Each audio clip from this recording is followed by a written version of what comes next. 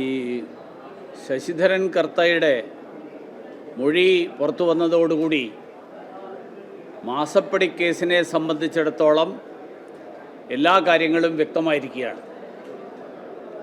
ശശിധരൻ കർത്ത പറഞ്ഞിരിക്കുന്നത് പിണറായി വിജയനുമായിട്ടുള്ള അടുപ്പത്തിൻ്റെ പേരിൽ നൽകിയിട്ടുള്ള പണമാണ്, അതല്ലാതെ വീണ വിജയൻ നൽകിയിട്ടുള്ള ഒരു സേവനത്തിൻ്റെയും പേരിലല്ല മാസം തോറും കരിമണൽ കമ്പനി വീണയുടെ അക്കൗണ്ടിലേക്ക് പണം നൽകിയിട്ടുള്ളത് എന്നാണ്.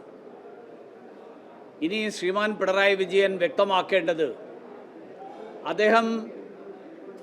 അദ്ദേഹത്തിൻ്റെ മകളുടെ പേരിൽ മാസം തോറും ലഭിച്ചുകൊണ്ടിരുന്ന ഈ പണത്തിന് പകരമായിട്ട്, അതിന് പ്രത്യുപകാരമായിട്ട് ഏതൊക്കെ തരത്തിലുള്ള എന്തൊക്കെ വഴിവിട്ട കാര്യങ്ങളാണ് കരിമണൽ കമ്പനിക്ക് വേണ്ടിയും കരിമണൽ കമ്പനിയിൽ നിന്ന് ശ്രീ ശശിധരൻ കർത്ത നൽകിയിട്ടുള്ള പണത്തിന് വേണ്ടിയിട്ട്, പണത്തിന് പകരമായിട്ട് സർക്കാരിൻ്റെ സംവിധാനങ്ങളെ ദുരുപയോഗപ്പെടുത്തിക്കൊണ്ട് നൽകിയിട്ടുള്ളത് എന്നാണ്.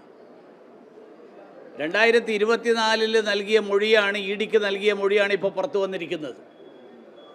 നമുക്ക് ഓർമ്മയുണ്ട്, 2024 തൊട്ട് 26 വരെ നിയമസഭയിൽ ശ്രീമാൻ പിണറായി വിജയൻ പലതവണ ആണയിട്ട് പറഞ്ഞതാണ്, എൻ്റെ മകൾ നടത്തുന്ന കമ്പനി, ആ കമ്പനി ഏതെങ്കിലും ഒരു വ്യവസായിയുമായിട്ട് എന്തെങ്കിലും ഇടപാട് നടത്തിയിട്ടുണ്ടെങ്കിൽ അതവരുടെ ഔദ്യോഗിക കാര്യമാണ്. അങ്ങനെ ജനങ്ങളെ തെറ്റിദ്ധരിപ്പിക്കുന്ന പ്രസ്താവനകൾ, ആ പ്രസ്താവനകളാണ് നിയമസഭയുടെ വേദിയടക്കം ദുരുപയോഗപ്പെടുത്തിക്കൊണ്ട് ശ്രീമാൻ പിണറായി വിജയൻ നടത്തിയിട്ടുള്ളത്. വാസ്തവത്തിൽ സഭയുടെ അവകാശങ്ങളെ ലംഘിക്കുന്ന നടപടിയാണ് അന്നത്തെ മുഖ്യമന്ത്രി നടത്തിയത്. അതുകൊണ്ട് പ്രതിപക്ഷ നേതൃസ്ഥാനത്തിരിക്കാൻ പിണറായി വിജയന് ഒരവകാശവും ഇനിയില്ല. അദ്ദേഹം പ്രതിപക്ഷ നേതൃസ്ഥാനം ഒഴിയണം. മാർക്സിസ്റ്റ് പാർട്ടി കേരളത്തിലെ ജനങ്ങളോട് മാപ്പപേക്ഷിക്കണം. ഇതോടൊപ്പം മാസപ്പടി കരിമണൽ കമ്പനിയിൽ നിന്ന് വാങ്ങിയതിനെക്കുറിച്ചിട്ടുള്ള തെളിവുകൾ പുറത്തു വന്ന സാഹചര്യത്തിലാണ് ഈ പറഞ്ഞ അന്വേഷണങ്ങളൊക്കെ നടന്നിട്ടുള്ളത്. ഇതുപോലെ മറ്റെവിടെ നിന്നൊക്കെ ഈ തരത്തിൽ കൈക്കൂലി വാങ്ങിയിട്ടുണ്ട് എന്നുള്ളതിനെക്കുറിച്ചിട്ടുള്ള സമഗ്രമായിട്ടുള്ള അന്വേഷണം, ആ സമഗ്രമായിട്ടുള്ള അന്വേഷണവും നടക്കേണ്ടതുണ്ട് എന്നാണ് ഭാരതീയ ജനതാ പാർട്ടിക്ക് ഈ ഘട്ടത്തിൽ ആവശ്യപ്പെടാനുള്ളത്. അതൊക്കെ ബന്ധപ്പെട്ട ആൾക്കാരോട് ചോദിച്ചു കഴിഞ്ഞാൽ കൃത്യമായിട്ടുള്ള മറുപടി കിട്ടുന്നത്. എനിക്കതുമായിട്ട് ബന്ധമില്ലതാണ്.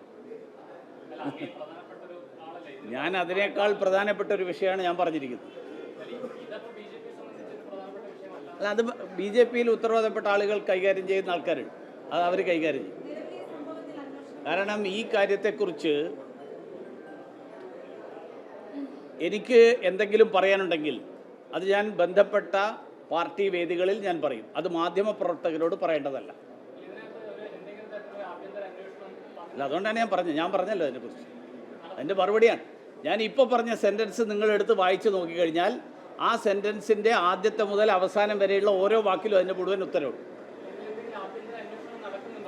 പറഞ്ഞ ഉത്തരം ഞാൻ വീണ്ടും ആവർത്തിക്കണം, ഒന്നും കൂടെ റെക്കോർഡ് ചെയ്ത് വേണം കേൾപ്പിച്ചാൽ. അല്ല, പറഞ്ഞ ഉത്തരം, ഞാനിപ്പോൾ പറഞ്ഞ ഉത്തരം ഉണ്ടല്ലോ, ആ ഉത്തരത്തിലെല്ലാം ഉണ്ട്.